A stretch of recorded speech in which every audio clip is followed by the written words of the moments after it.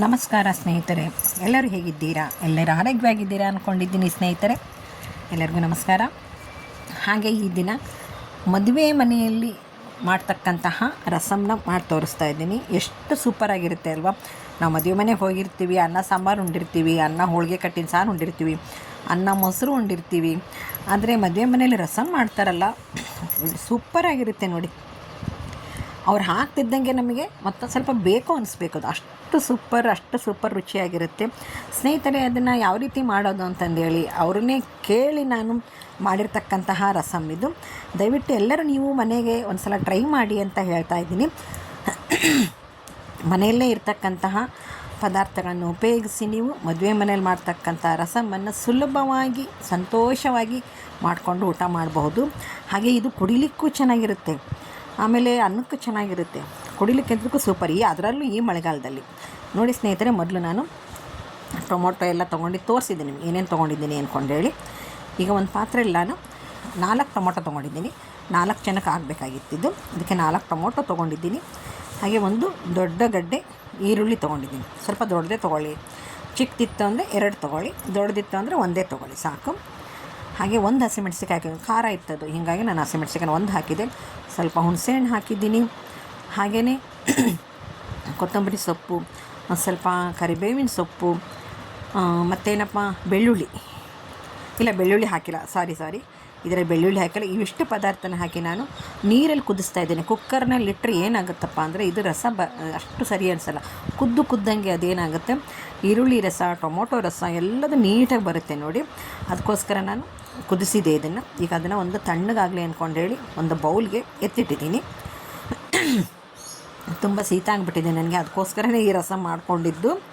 ಹಾಗೆ ಒಂದು ಪುಟಾಣಿ ಕಲ್ಲನ್ನ ತೊಗೊಂಡು ಅದಕ್ಕೆ ನಾನು ಮೆಣಸಿನಕಾಳು 2 ಸ್ಪೂನ್ ಮೆಣಸಿನಕಾಳು, 2 ಸ್ಪೂನ್ ಜೀರಿಗೆ, ಇವೆರಡನ್ನ ಹಾಕಿ ಸಣ್ಣಕ್ಕೆ ಪುಡಿ ಮಾಡ್ಕೊತೀನಿ ನೋಡಿ. ಮಿಕ್ಸರಲ್ಲಿ ಹಾಕಿದರೆ ಇದು ಪೌಡ್ರ್ ಆಗಲ್ಲ. ಇದು ಸಣ್ಣಕ್ಕೆ ಅಂದ್ರೆ ತೀರ ಸಣ್ಣಕ್ಕಲ್ಲ, ಸ್ವಲ್ಪ ತರಿಯಾಗಿರಲಿ. ಯಾಕಂದರೆ ಕುಡಿಯುವಾಗ ಅದು ಸ್ವಲ್ಪ ಬಾಯಿಗೆ ಸಿಗುತ್ತಲ್ವ, ರುಚಿ ಅನಿಸುತ್ತೆ ನೋಡಿ. ಪುಟಾಣಿ ಕಲ್ಲನ್ನೆಲ್ಲ ನಾನು ಕೊಡ್ತಾ ಇದ್ದೀನಿ. ನೀವು ಮಿಕ್ಸರ್ಗೆ ಹಾಕ್ಬೋದು, ಬಟ್ ಎಷ್ಟು ಸಣ್ಣ ಪದಾರ್ಥ ಮಿಕ್ಸರಲ್ಲಿ ಪೌಡ್ರ್ ಆಗಲ್ಲ ಅಂದ್ಕೊತೀನಿ ನಾನು. ಅದಕ್ಕೆ ನಾನು ಕಡಿಮೆ ಇತ್ತು ಅಂತಂದರೆ ನಾನೇನು ಮಾಡ್ತೀನಿ, ಕುಟ್ಬಿಡ್ತೀನಿ ನೋಡಿ. ಈ ರೀತಿ ಕೊಟ್ಟಿದೆ ಅಂತಂದರೆ ರಸಮ್ಮು ರುಚಿಯಾಗುತ್ತೆ, ಕುಡಿಲಿಕ್ಕೂ ಅನುಕೂಲ ಆಗುತ್ತೆ ಸ್ನೇಹಿತರೆ.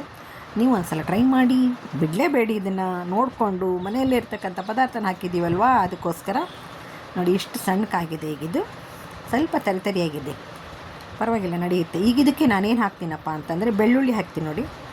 ಬೆಳ್ಳುಳ್ಳಿ ಹಾಕಿ ಸ್ವಲ್ಪ ಜಚ್ಕೊತೀನಿ ಅದನ್ನ. ಅದು ಸ್ವಲ್ಪ ಉಲ್ಟಾನೇ ಇರಲಿ.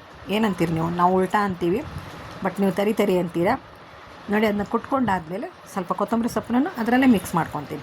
ನಾವು ಎಷ್ಟು ಕೊತ್ತಂಬರಿನ ಬಳಸ್ತೀವೋ ಅಷ್ಟು ರಸಮ್ಮು ರುಚಿಯಾಗಿರುತ್ತೆ ನೋಡಿ. ಕೊತ್ತಂಬರಿ ಆದಷ್ಟು ಹೆಚ್ಚಿಗೆ ಬಳಸಿ, ಇದಕ್ಕೆ ತುಂಬ ರುಚಿಯಾಗಿರುತ್ತೆ. ಇನ್ನು ಸಾರಿಗೆ ಹಾಕೋದು ಬೇರೆ, ಬಟ್ ಈ ಕುಟ್ಟುವಾಗ ಹಾಕ್ತೀವಲ್ಲ ಕೊತ್ತಂಬರಿನ, ಅದರದ್ದು ರಸ ಎಲ್ಲ ಬಿಟ್ಟಿರುತ್ತಲ್ಲ, ಸೂಪರಾಗಿರುತ್ತೆ. ಇಲ್ಲ ಬೇಯುವಾಗಾದ್ರೂ ಕೊತ್ತಂಬರಿನ ಜಾಸ್ತಿ ಹಾಕಿ, ನಾನು ಬೇಯುವಾಗ ಹಾಕಿದ್ದೀನಿ, ಕುಟ್ಟುವಾಗನೂ ಹಾಕಿದ್ದೀನಿ ನೋಡಿ. ಈಗ ಒಂದು ಪಾತ್ರೆಗೆ 2 ಸ್ಪೂನ್ ಎಣ್ಣೆ ಹಾಕಿದ್ದೀನಿ. ಸಾಸಿವೆ ಮತ್ತು ಜೀರಿಗೆಯನ್ನು ಚಟಪಟ ಅಂತ ಸಿಡಿಸ್ಕೊತಾ ಇದ್ದೀನಿ. ಸಾಸಿವೆ ಮತ್ತು ಜೀರಿಗೆ ಚಟಪಟ ಅಂತ ಸಿಡಿದಾದ ಮೇಲೆ ಅದು ಬೇಯಿಸಿರುತ್ತಲ್ಲ ನೀರು, ಚೆಲ್ಲಬೇಡಿ ಅದನ್ನು ಪ್ಲೀಸ್. ಅದನ್ನ ಹೇಳೋದು ಮರ್ತ್ಬಿಟ್ಟಿದ್ದೆ ನಾನು, ಚೆಲ್ಲಬೇಡಿ ಅದನ್ನು. ಇದು ಸ್ವಲ್ಪ ಏನಿದು ಒಗ್ಗರಣೆ ಆಗಲಿ. ಇದು ಬೇಯಿಸಿದಂತಹ ನೀರು, ಟೊಮೊಟೊ ಈರುಳ್ಳಿ ಅವನ್ನೆಲ್ಲ ಬೇಯಿಸಿದ್ನಲ್ಲ ಅದ್ರ ನೀರಿದು. ನಾನು ನಮ್ಮ ಮನೆಯಲ್ಲಿಲ್ಲ, ನಮ್ಮ ಮಗಳ ಮನೆಯಲ್ಲಿದ್ದೀನಿ. ಈಗ ಏನು ಈ ಅಡುಗೆ ಮನೆ ಬೇರೆ ಅಂತ ಅಂದ್ಕೋಬೋದು ನೀವು.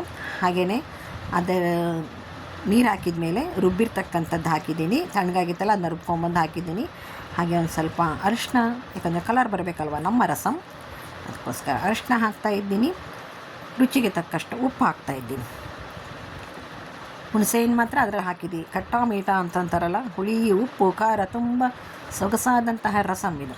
ಇದನ್ನು ನೋಡಿ ಇದೇ ಒಗ್ಗರಣೆಯಲ್ಲಿ ಸ್ವಲ್ಪ ಕೈ ಆಡಿಸ್ಕೊಂಡು ಸ್ವಲ್ಪ ಕುದಿಲದಷ್ಟೇ, ಒಂದು ಕುದಿನಾದರೂ ಬರಲಿ ಚೆನ್ನಾಗಿ. ಸ್ವಲ್ಪ ಕುದಿ ಹತ್ತತ್ತಲ್ಲ ಅಲ್ಲಿ ತನಕ ಬಿಡೋಣಿದೆ. ಒಂದು ಸಲ ಕೈ ಆಡಿಬಿಡಿ, ಯಾಕಂದರೆ ಎಲ್ಲ ಪದಾರ್ಥನೂ ಮಿಕ್ಸ್ ಆಗಬೇಕಲ್ವ ನೋಡಿ. ಈಗ ನಾನು ಕೊಟ್ಟಿರ್ತಕ್ಕಂಥ ತರಿಯಾಗಿ ಕೊಟ್ಟಿರ್ತಕ್ಕಂತಹ ಮೆಣಸು, ಜೀರಿಗೆ, ಕೊತ್ತಂಬರಿ ಮತ್ತು ಬೆಳ್ಳುಳ್ಳಿ ಅದನ್ನು ಹಾಕ್ತಾಯಿದ್ದೀನಿ. ತುಂಬ ಶೀತ ಆಗಿರೋದಕ್ಕೋಸ್ಕರನೇ ಇದನ್ನು ಮಾಡ್ಕೊಂಡಿದ್ದು. ಕುಡಿದ್ರೆ ಒಂದು ಸ್ವಲ್ಪ ಕಫನೂ ಕರಗುತ್ತೆ, ಹಾಗೆ ಡೈಜೆಷನ್ ಆಗುತ್ತೆ ಅಂದ್ಕೊಂಡು ಹೇಳಿ ನೋಡಿ. ನಾನು ಒಂದು ಸಲ ಕೈ ಆಡಿದೆ, ಅದನ್ನು ಕೈಯಾಡಾದಮೇಲೆ ಸ್ವಲ್ಪ ಇದನ್ನ ಕೈಯಾಡ್ಕೊತಾನೆ ಇರಿ, ಯಾಕಂದರೆ ಅದು ತರಿಯಾಗಿರುತ್ತಲ್ಲ ಎಲ್ಲದ್ರಾಗ ಮಿಕ್ಸ್ ಆಗ್ತಾ ಚೆನ್ನಾಗಿ ಬರ್ತದೆ. ಈಗ ನಾನು ಒಂದು ಸಿಂಗಲ್ ಲೋಟ ಬೇಳೆ ಬೇಯಿಸ್ಕೊಂಡಿದ್ದೆ, ಅದಕ್ಕೇ ಇದು ಬೇಳೆ ರಸಮ್ ಅಂತ ಕರೆಯೋದು. ಇದಕ್ಕೆ ಈ ರೀತಿ ಒಂದು ಸ್ವಲ್ಪ ಮಸಿಯೋದು ಬೇಡ, ಬೇಳೆ ಬಾಯಿಗೆ ಸಿಗಲಿ, ಮಸಿಯೋದು ಬೇಡ.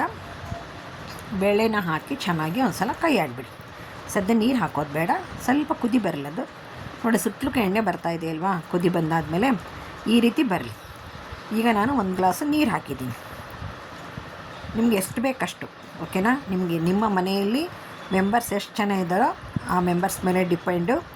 ನೀವು ಮೆಣಸಿನಕಾಳು ಆಮೇಲೆ ಹಸಿಮೆಣಸಿನಕಾಯಿ ಬಳಸೋದೇನಪ್ಪ ಅಂತಂದರೆ, ನೀವು ಖಾರ ಪುಡಿ ಹಾಕ್ತಾಯಿಲ್ಲ ನಾನು ಇದಕ್ಕೆ. ನೀವು ಕುದ್ದಾದಮೇಲೆ ಖಾರ ಕಡಿಮೆ ಇತ್ತಪ್ಪ ಅಂತಂದರೆ 1 ಸ್ಪೂನ್ ಖಾರದ ಪುಡಿ ಬಳಸಿ ಮತ್ತೆ ಕುದಿಸ್ಕೋಬೋದು ಇದನ್ನು. ನೋಡಿ ಈ ರೀತಿ ಕುದಿ ಹತ್ತುತ್ತಾ ಬಂತು. ಈಗ ನೋಡಿ ಈ ಥರ ನೊರೆ ಬಂತಪ್ಪ ಅಂತಂದರೆ ನಮ್ಮ ರಸಮ್ ಸೂಪರ್ ಆಗಿದೆ ಅಂತಲೇ ಅರ್ಥ. ನಾವು ಎಷ್ಟು ರಸಮ್ನ ಕುದಿಸ್ತೀವೋ ಅಷ್ಟೇ ರುಚಿಯಾಗಿರುತ್ತೆ ನೋಡಿ. ಕುದಿಸೋದು ಮಾತ್ರ ಬಿಡಬೇಡಿ, ಕೈಯಾಡೋದು ಮಾತ್ರ ಬಿಡಬೇಡಿ, ಓಕೆನಾ. ನೋಡಿ ಈಗ ಸುತ್ತಲೂ ನೊರೆ ಬಂದಿದೆ ಸ್ನೇಹಿತರೆ. ಈಗ ನಾನು ಬೆಲ್ಲ ಹಾಕ್ತಾಯಿದ್ದೀನಿ ನೋಡಿ. ರುಚಿಕಟ್ಟಾಗಿದೆ, ನನಗೇನು ಖಾರ ಅನ್ನಿಸ್ಲಿಲ್ಲ. ಅದು ಮೆಣಸಿನಕಾಳು ಹಸಿಮೆಣಸಿನಕಾಯಿ ಖಾರನೇ ಸಖತ್ತಾಗಿತ್ತು, ಹೀಗಾಗಿ ನಾನು ಖಾರ ಉಪಯೋಗಿಸಿಲ್ಲ ಮೇಲೆ. ನೀವು ಅಕಸ್ಮಾತ್ ಖಾರ ಪುಡಿ ಉಪಯೋಗಿಸಲೇಬೇಕು ಅನ್ನೋದಾದರೆ ರುಚಿ ನೋಡಿಕೊಂಡು 1 ಸ್ಪೂನ್ ಖಾರ ಪುಡಿ ಹಾಕಿ ಕುದಿಸ್ಕೊಳ್ಳಿ. ಸ್ನೇಹಿತರೆ, ನಾನು ಲೈವ್ ಮಾಡ್ತಾಯಿಲ್ಲ, ದಯವಿಟ್ಟು ಎಲ್ಲರ ಲೈವು ಸಪೋರ್ಟ್ ಮಾಡ್ತಾಯಿದ್ದೀನಿ. ದಯವಿಟ್ಟು ಎಲ್ಲರೂ ಬಂದು ನನ್ನ ವಿಡಿಯೋ ನೋಡಿ ಸಪೋರ್ಟ್ ಮಾಡಿ, ಹಾಗೆ ಹೈಪ್ ಮಾಡೋದನ್ನು ಮರಿಬೇಡಿ. ಶೇರು ಮತ್ತು ಲೈಕ್ ಮಾಡೋದ ನಂತರ ಮರಿಲೇಬೇಡಿ. ಸಬ್ಸ್ಕ್ರೈಬ್ ಆಗದೆ ಇರೋರು ದಯವಿಟ್ಟು ಸಬ್ಸ್ಕ್ರೈಬ್ ಆಗಿ ನೋಡಿ ಅಂತ ಹೇಳ್ತಾ, ನಮ್ಮ ರಸಮ್ ನೋಡಿ ಕುದಿಲಿಕ್ಕೆ ಬಿಟ್ಟಿದ್ದೀನಿ. ಈಗ ನೋಡಿ ಯಾವ ರೀತಿ ಪಳಪಳ ಅಂತ ಕುದಿಯುತ್ತೆ ಅಂತ ತೋರಿಸ್ತೀನಿ ನಾನು. ಏನು ಮೇಡಮ್ ರಸಮ್ನೆಲ್ಲ ನೀವೇ ಕುಡಿದ್ರ ಅನ್ಕೋಬೋದು, ನಾನು ಕೆಮ್ಮೋದು ನೋಡಿ ಈ ರೀತಿ ಸ್ವಲ್ಪ ಕೈಯಾಡ್ಕೊತಾನೆ ಇದ್ದಾಗ ಪಳಪಳ ಅಂತಂದೇಳಿ ಕುದಿಯೋ ತನಕ ಕೈಯಾಡ್ಕೊತಾನೆ ಇರಿ ಅದನ್ನು. ನೋಡಿ ಈ ರೀತಿ ಕುದಿಬೇಕದು, ಮಧ್ಯದಲ್ಲೇ ಚೆನ್ನಾಗಿ ಕುದೀತಪ್ಪ ಅಂತಂದರೆ ಸೂಪರ್ ಡೂಪರ್. ನೋಡಿ ಮನೆಯೆಲ್ಲ ಘಮ ಅಂತ ಇದೆ. ಎಲ್ಲರೂ ಫಸ್ಟ್ ಈ ಥರ ಕುದ್ದಾಗ ನಮ್ಮ ಮನೇಲಿ ಏನು ಮಾಡ್ತಾರೆ ಗೊತ್ತಾ, ಎಲ್ಲರೂ ಸಣ್ಣ ಸಿಂಗಲ್ ಹೊಡೆದ್ರೆ ಎಲ್ಲರೂ ಒಂದು ಸಲ ಕುಡಿದು ಬಿಡ್ತಾರೆ, ಆಮೇಲೆ ಊಟ ಮಾಡೋದು, ಊಟಕ್ಕೆ ಬೇರೆ ಅದು. ಈಗ ನೋಡಿ ಈ ಥರ ಕುದ್ದಾಗ ಬಿಸಿಯಾಗಿರುವಾಗಲೇ ಎಲ್ಲರೂ ನಾವು ಒಂದೊಂದು ಸಣ್ಣ ಸಿಂಗಲ್ ಊಟದಲ್ಲಿ ಕುಡಿದು ಬಿಡ್ತೀವಿ ಸ್ನೇಹಿತರೆ. ದಯವಿಟ್ಟು ಈ ವಿಡಿಯೋನ ಪೂರ್ತಿ ನೋಡೋದನ್ನು ಮರಿಬೇಡಿ ಅಂತ ಹೇಳಿ ಈ ವಿಡಿಯೋನ ಇಲ್ಲಿಗೆ ಮುಗಿಸ್ತಾ ಇದ್ದೀನಿ. ಮುಗಿಸೋದಕ್ಕಿಂತ ಮೊದಲು ಎಲ್ಲರಿಗೂ ಧನ್ಯವಾದಗಳು, ಎಲ್ಲರಿಗೂ ನಮಸ್ಕಾರ. Thank you very much.